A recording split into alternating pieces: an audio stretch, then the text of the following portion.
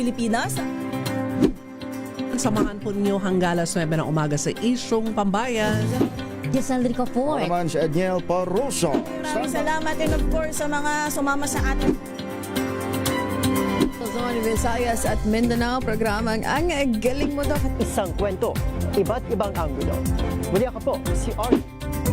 Tambalang Anthony Taberna at Jerry Baha ang gigising sa inyong umaga dahil lalatay ang humahagupit na diskusyon at komentaryo Lunes hanggang Biyernes sa 2x2.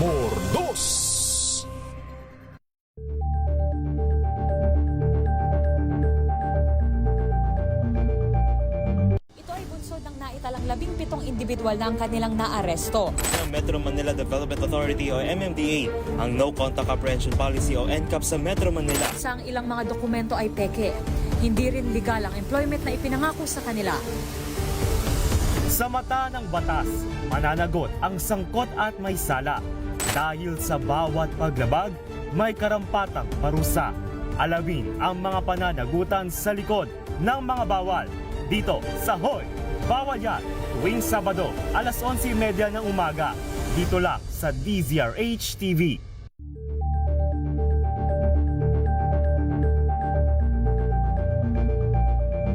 Tumunog na ang gandingan para sa kalikasan.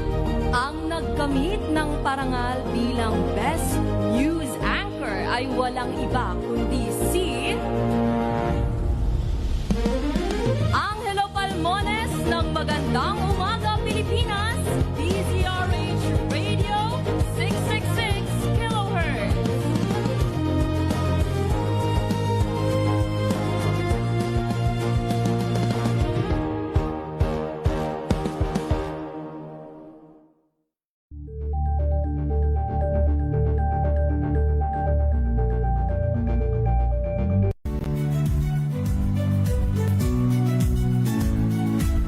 Magandang araw mga kaibigan. Ito po ang inyong balerina ng bayan, si Lisa Macuhay Lizalde, na nag-aanyaya sa inyong samahan kami at ang aming mga espesyal na panauhin para sa kalahating oras ng masayang kwentuhan sa aming programang Art to Art, kung saan ang usapang sining at kultura ay para sa lahat. Huwag kaliligtaan, tuwing linggo, alas 3:30 ng hapon, dito lamang sa DZRH Radio, DZRH TV, at via online streaming.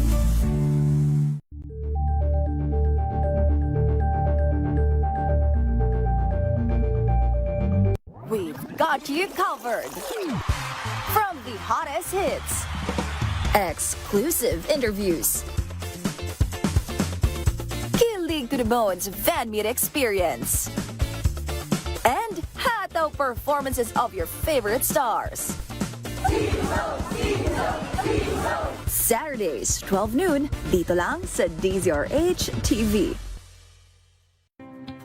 Luzon, Visayas at Mindanao. Isang oras na balita at talakayan ngayong araw hunang At ito linggo. ang programang Maynila, ito ang Pilipinas. Samahan po ninyo hanggang alas 9 ng umaga sa Isyong Pambayan. Giselle Rico po. Ako naman si Edniel Parroso. Maraming salamat and of course sa mga sumama sa atin. Luzon, Visayas at Mindanao, programang Ang Galing Mo Daw. Isang kwento, iba't ibang anggulo. Muli ako po, si Art. Curious ka ba sa maraming bagay? Kami na ang bahala dyan. Aalamin, tutuklasin at bibigyang linaw namin ang mga katanungang bumabagabag sa inyong isipan. Sa programa kung saan ang bawat sagot ay galing lamang sa mga eksperto.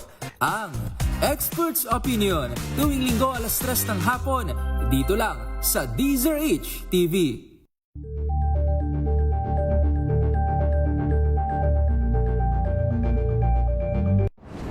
Kung good vibes ang hanap mo, dito ka na sa sigurado.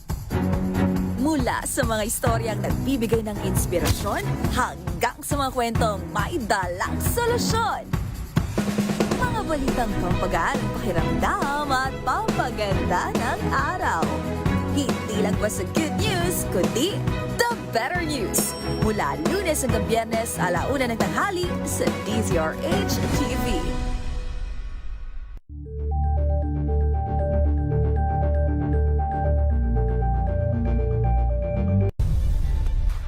Simula sa pangarap hanggang sa maabot ang tagumpay. Iba't ibang kwento, iba't ibang mukha ng atletang Pilipino. Mas pinatindi, mas pinalakas, at mas pinaaksyon sa Match Point tuwing Sabado, 12:30 ng tanghali sa DZRH TV.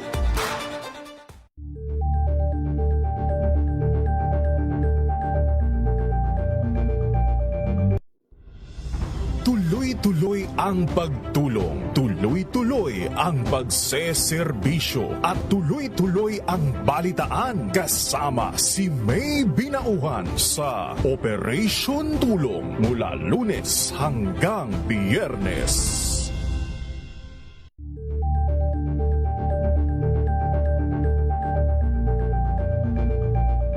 If I get impeached, then that is my end. Tumutok sa pinakaimportanteng paglilitis ng impeachment court ngayong taon. The Impeachment Trial of Vice President Sara Duterte at DZRH Special Coverage.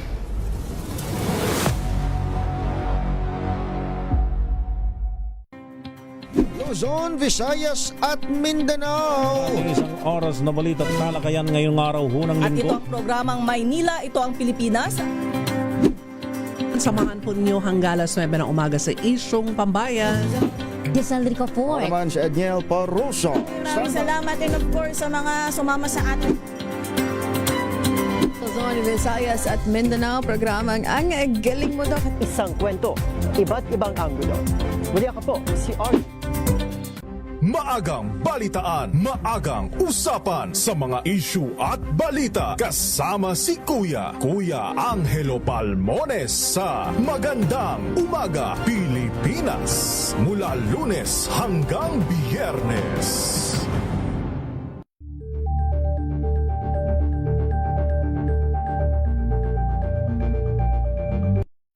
Mga balitang gigising sa inyong umaga. Mga balitang kailangan mong malaman. Mapapakinggan sa ACS Balita sa 2x2. Kasama sina Anthony Taberna at Jerry Baha. Lunes hanggang Biyernes.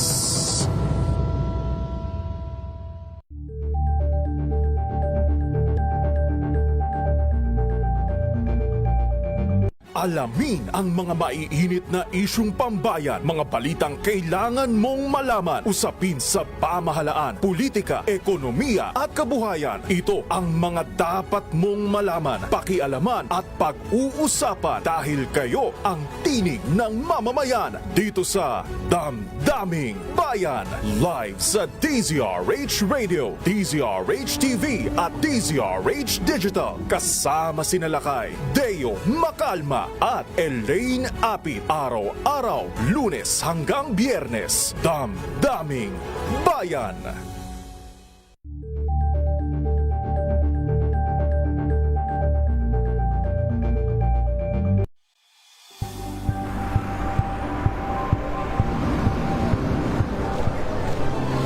Ating mga eksperto. Dito lang sa Expert Opinion. Ito ang The Better News. TNVS. Trending and Isang kwento, iba't ibang anggulo. Dito sa Point. Bawat pananagutan ating tatalakayin dito sa Hoy. Bawal yan. Pilipino, dito lang sa DZRH. Match of entertainment and lifestyle. Ito ang MBC TV Network News. Una sa Pilipinas, una sa Pilipino.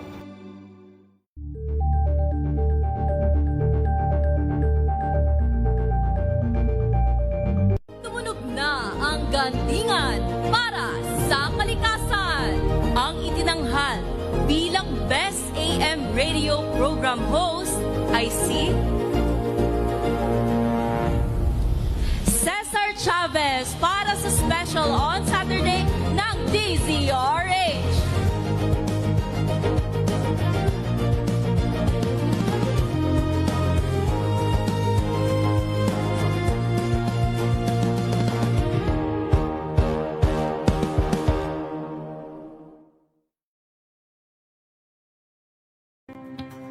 Luzon, Visayas at Mindanao. Isang oras na balita at talakayan ngayong araw hunang At ito linggo. ang programang Maynila, ito ang Pilipinas. Samahan po ninyo hanggang alas 9 ng umaga sa Isyong Pambayan. Ako naman si Edniel Paruso. Maraming salamat and of course sa mga sumama sa atin. Luzon, Visayas at Mindanao, programang Ang Galing Mo, Doc. Isang kwento, iba't ibang anggulo. Muli ako po, si RJ. Buklatin ang mga pahina. Pakinggan ang boses ng lipunan. Tunghayan ang mga issue mula sa ibang katayuan. Nakakalungkot kasi deserve ba namin ng ganito? Na hindi nila alam kung ano talaga yung kanilang mga karapatan. Yung gobyerno, tinulungan nila yung kanilang magsasaka. Pinapatahimik tayong lahat using various laws. Through education, kayang-kaya nating baguhin yung ganitong klaseng pag-iisip. Isang kwento, iba't ibang anggulo. Mga kalunas, dahil sa inyong pagtitiwala, ang Lunas ay may extension na. Lunas Extension. Magandang gabi Pilipinas, Metro and Mega Manila. Tutok na po dito sa programang Lunas Extension sa DZRH at RH-TV. Pangangalaga ng ating katawan at pag-iwas sa iba't ibang karamdaman. Makakasama po Ella Nibensal at ngayong gabing ito sasamahan pa nga rin po tayo ni Dr. Irene Lim, ang ating pinagkakatiwalaang Family at Integrative Medicine Specialist. I-welcome po natin sa ating palatuntunan. Magandang gabi po sa inyo, Doc, and kumusta po? Magandang gabi rin sa iyo, Eli, and to all of our listeners and televiewers, Luzon, Visayas, and Mindanao. And I am always hoping that you are in good condition and good health. Yes, sana nga po lahat ng ating kababayan ay nasa mabuting kalagayan at may malusog na pangangatawan. Dagdag na kaalaman na naman nga po ang ating ihahatid sa kanila ngayong gabing ito dahil napili po nating topic na pag-usapan ay UTI or urinary tract infection. Ano bang klaseng infection to, Doc? Ano ang naaapektuhan dito sa UTI? Naririnig natin, nahihirapan silang umihi, mahapdi. Yes, no? So, UTI means urinary tract infection at ito ho ay infection sa daanan ng ihi.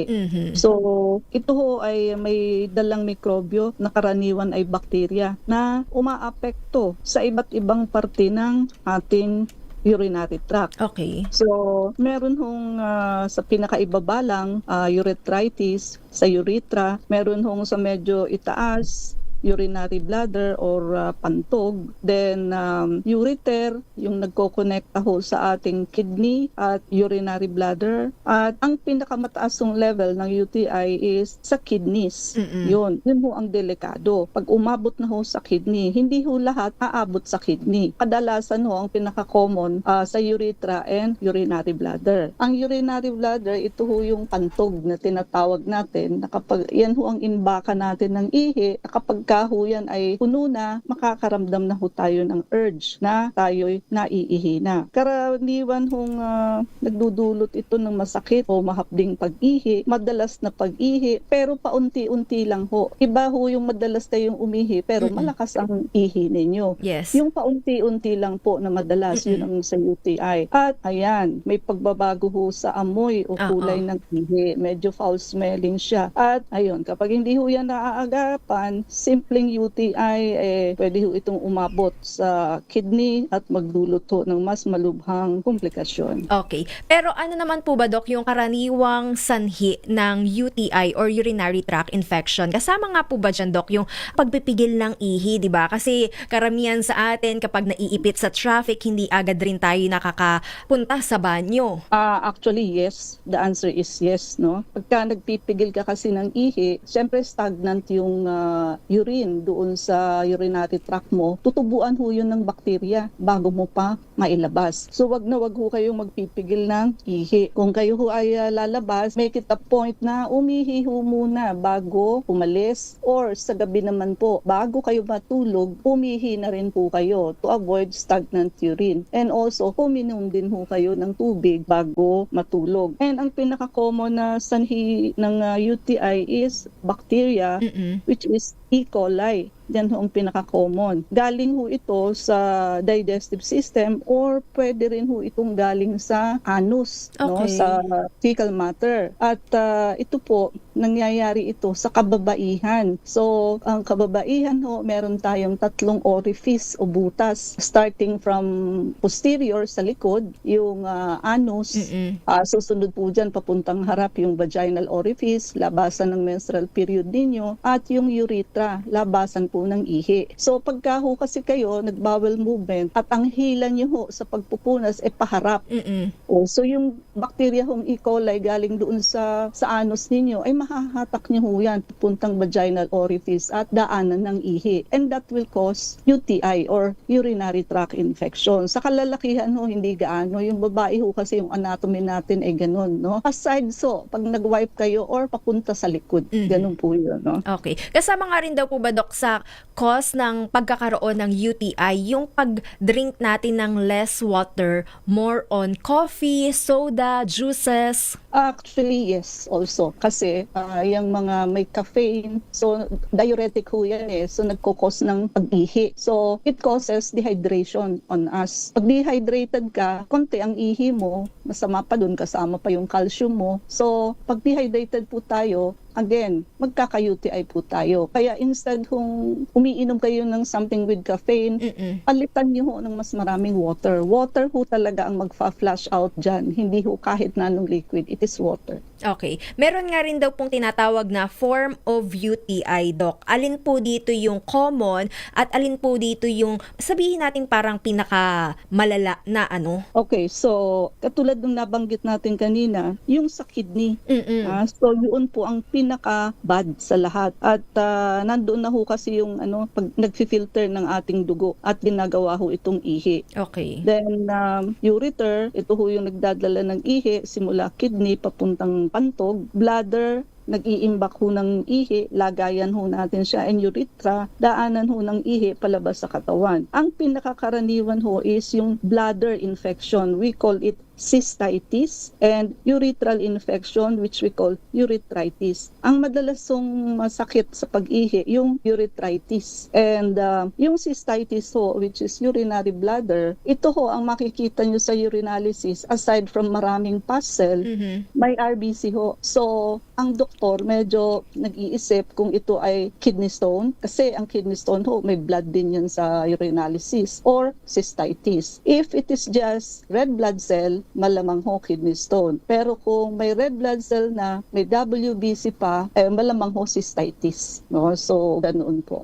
Okay. At maliban nga po sa masakit, mahapdi, na pag-ihi, Dok, ano-ano pa nga po ba yung maaaring sintomas ng UTI? Yung iba kasi unaware na konektado na po pala sa urinary tract infection yung kanilang nararamdaman. Okay, so sintomas, bukod sa masakit o burning sensation sa pag-ihi, yung sabi nating madalas at bigla-biglang pag-ihi, nakakaunti lang, no? At foul smelling na urine. Mapanghi or more than mapanghi pa, Dok? More than mapanghi pa, lalo na kung marami yung infection and matagal-tagal na. And malabo ho yung ihi nyo. Pag nilagay yan sa transparent na bottle, container, oo. Oo, turbid ho yan. Pag inalog nyo, may mga sediments. So siguro may infection kayo niyaan. And lagi kayong may pakiramdam ng pressure or discomfort sa lower abdomen ninyo. Sa may puson ho ninyo, may discomfort kayo dyan. And ito ang tandaan ninyo. Pag umabot ho kayo sa lagnat at panginginig o nagchichilso, ang una nyong iisipin talaga pyelonephritis. Pyelonephritis is infection or UTI sa kidney na ho mismo, sa upper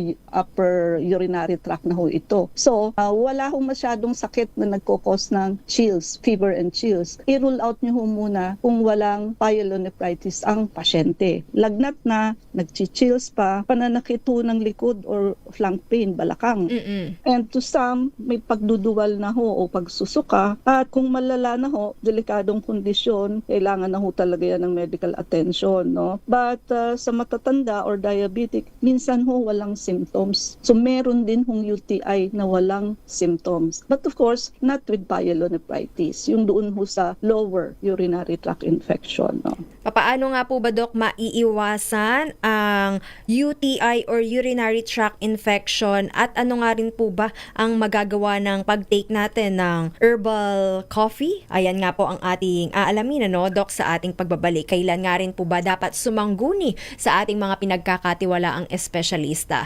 Meanwhile, Doc, ang ating hotline number and Facebook pages or yung ating social media accounts, para nga po sa ating listeners and viewers para ma-review nga po nila yung ating mga nagdaang episode, including this, kung medyo nahuli man po sila ng pagtutok. At gayon nga rin po, yung promo natin, Doc, meron nga rin po ba? Okay, so meron pa rin po tayong promo sa ating buy 2 plus 1. So ito ho ay ang ating detox at blood cleansing. Ma-free nyo ho dyan yung vector scan. And yung drip ho natin, kahit wala ho kayong check-up, so pwede ho kayo magpa-drip. Ang dapat lang ho magpa-check up kung may allergy po kayo. No? Yung atin hong soap, IV anti-aging soap and IV whitening soap. So yan po ay available sa Shopee. Napakagaling ho magbanat at magpaputi. Tuwang-tuwa ho dyan mga elderly natin, no? Naka 5 plus 1 pa rin ho siya. Yung atin hong beauty set, Love Your Skin, spell LUVURSKIN.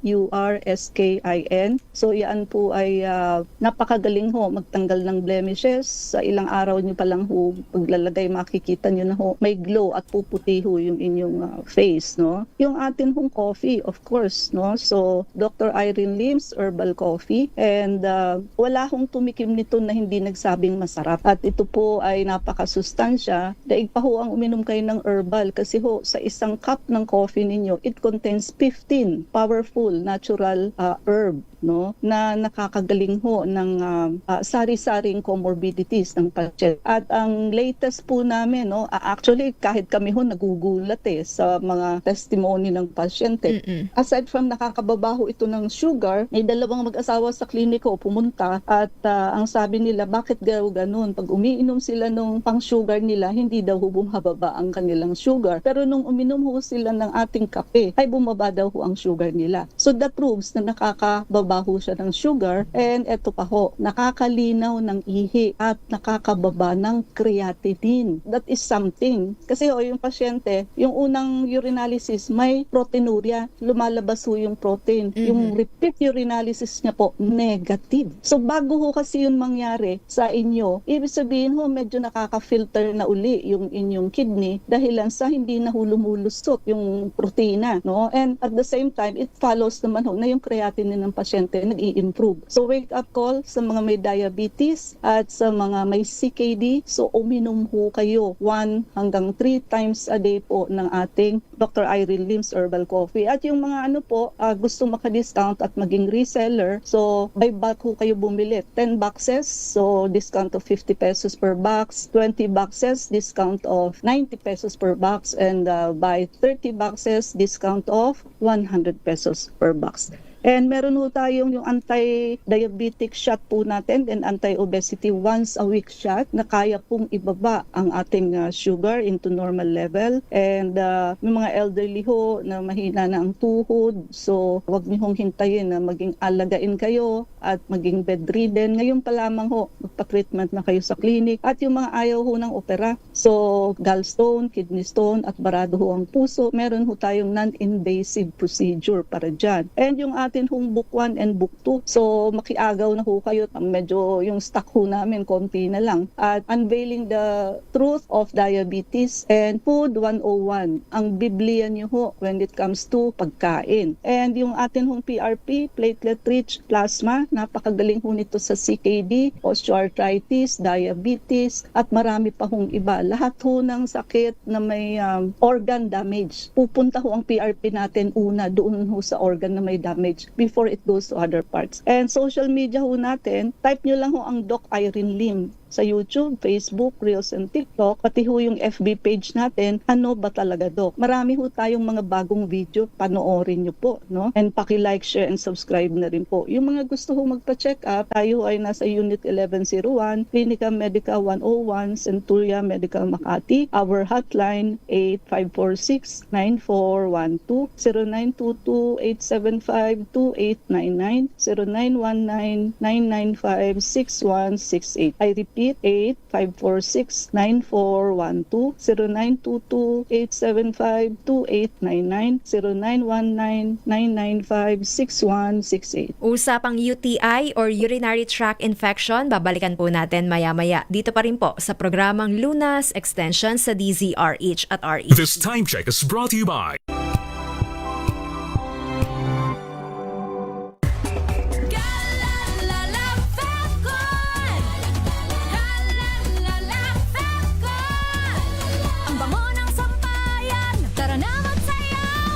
Calefabcon, amoy nakaka-joyful!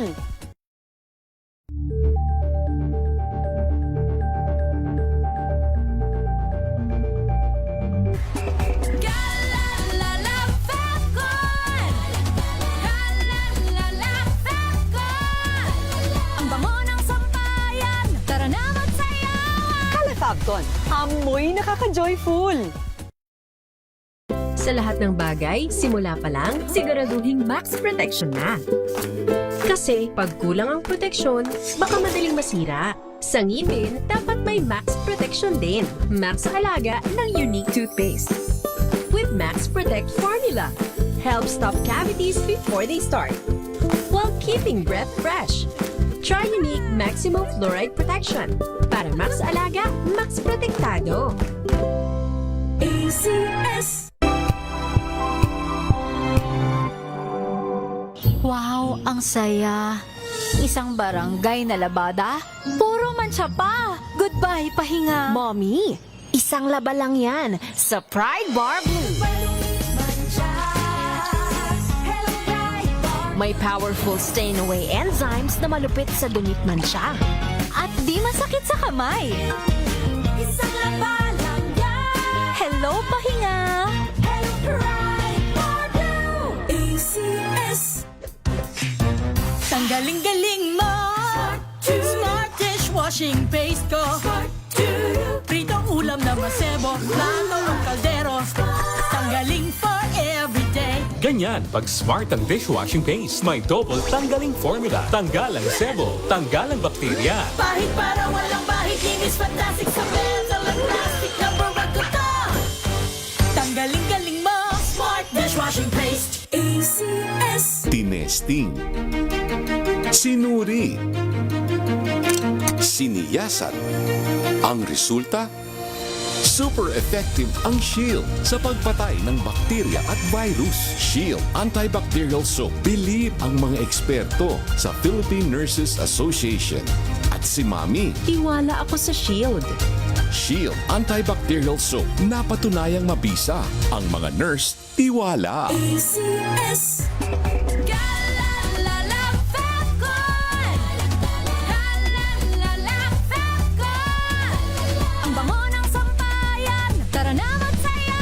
Calefabcon, amoy nakaka-joyful! May nagbago. May arte. May budget. Akala nyo lang yon. So solid. White rose papaya, wow, white rose. White rose papaya, wow, white rose. White rose papaya. May glow up with a white rose papaya. White Rose Papaya. May puti power times 2 kasi may papaya at niacinamide. May shea butter and tea tree oil pa. Kutis sulit ang glow up. White Rose Papaya. Kutis sulit ang glow up. ACS.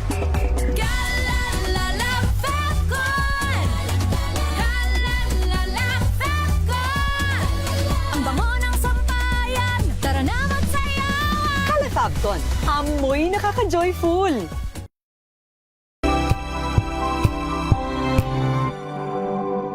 Hello, Washi! Laundry day na naman! Yay! Anong meron? Mancha ng chocolate, putik, may libag pa. Kaya natin yan! With Pride Washing Machine Detergent, may triple stain-away formula. Tanggal ang makapit, madikit, at malupit na dumit mancha. Kaya easy-easy ang labada. Mula noon hanggang ngayon. All you need is pride. All you need is pride. ACS. Tinesting, sinuri, siniyasan. Ang resulta? Super effective ang Shield sa pagpatay ng bakterya at virus. Shield Antibacterial Soap. Believe ang mga eksperto sa Philippine Nurses Association. At si Mami. Tiwala ako sa Shield. Shield Antibacterial Soap. Napatunayang mabisa. Ang mga nurse, tiwala. RH at RH TV.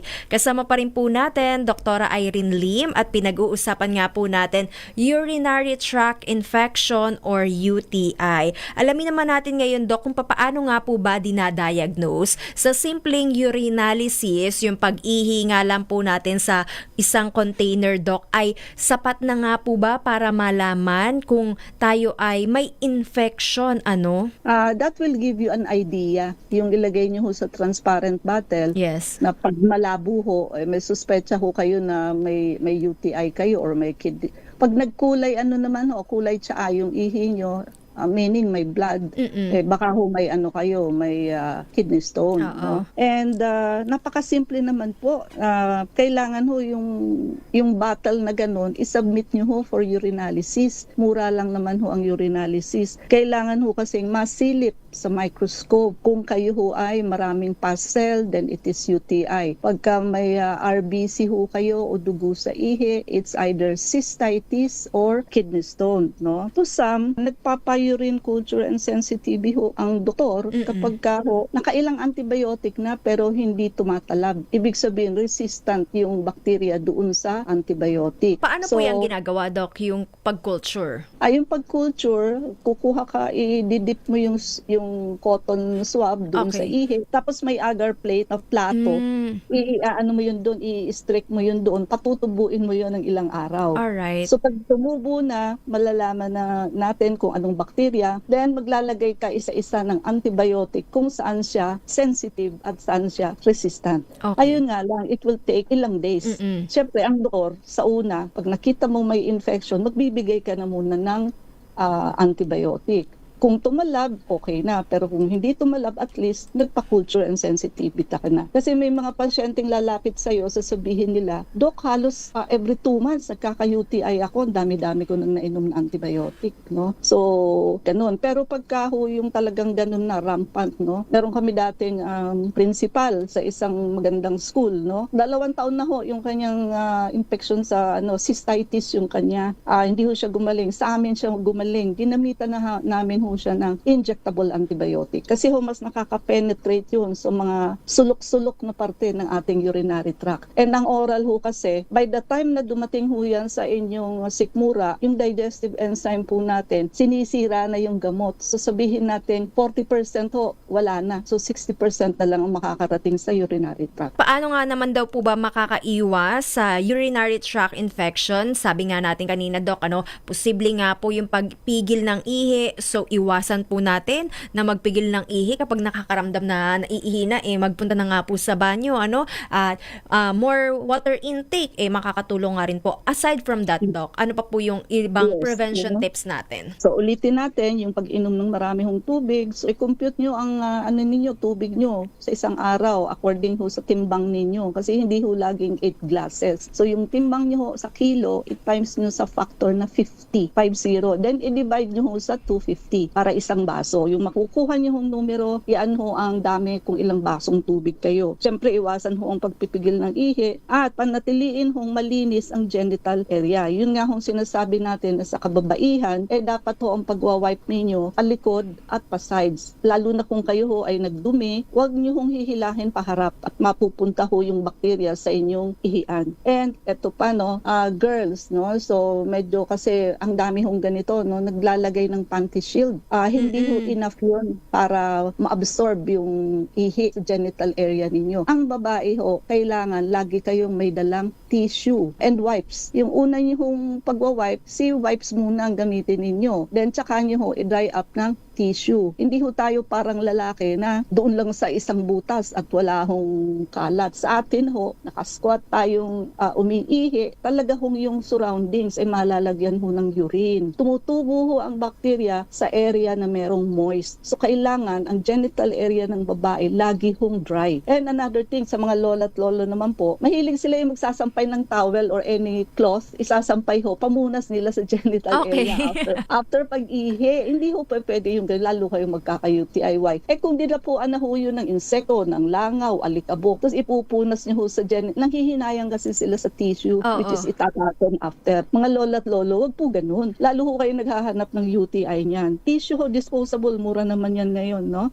And how about, Doc, yung feminine wash, 'di ba? May ilang kababaihan gumagamit nito. Nakakatulong nga po ba ito para makaiwas ng urinary tract infection? Yes, that is good, no? Kailangan ho talaga feminine wash ang ginagamit natin kasi ang pH ho ng ating genital area is acidic. Yung sabon ho na ordinaryo, alkaline. So if you use that, mawawash out natin yung acidity, magiging alkaline pH yung ating genital area, making us more prone sa UTI. Kailangan ho ma-maintain nating acidic. So by using itong mga feminine wash, no? Ngayon naman po, Doc, alamin nga rin naman po natin kung ano po bang pwedeng maging komplikasyon kapag napabayaan ang UTI. Sabi natin malala na kapag umabot sa kidney, Doc, may kakilala nga po ako, yung bacteria nasa 6,000 daw, Doc. Madami yun, no? Number 1 ho, sepsis. Pwede ho kasing mauwi na yan sa bacterial infection o systemic infection of the blood. O alam nyo naman ho, lagi natin binabanggit pag sepsis ho, deadly. Pabagsak ho ang BP ng pasyente hanggang sa wala na ho. Sa sepsis ho, yung bacteria hindi ho nananatili sa urinary tract. So pupunta ho siya sa dugo, umiikot ang dugo, sisirain niya ho yung walls ng ating arteries. Pag nasira ho yun, lagi na lang ho nakadilate, nakabuka ang ating mga ugat. So hindi na ho siya nagko-constrict. So lahat ho ng dugo ninyo, nandoon ho sa lower extremities ninyo. Kaya ang pasyente nahihimatay pag matagal nakaupo at matagal nakatayo. Hanggang sa pababa na ho ng pababa ang BP hanggang sa wala na ho ang pasyente. Paulit-ulit hong UTI also is a complication, no? Ang problema ho doon, masisira ho yung kidney ninyo. Magpepeklat ho, magpoproduce ho yun ng scarring sa kidney. At yung mga scarred area po, hindi na ho yun nagfa-function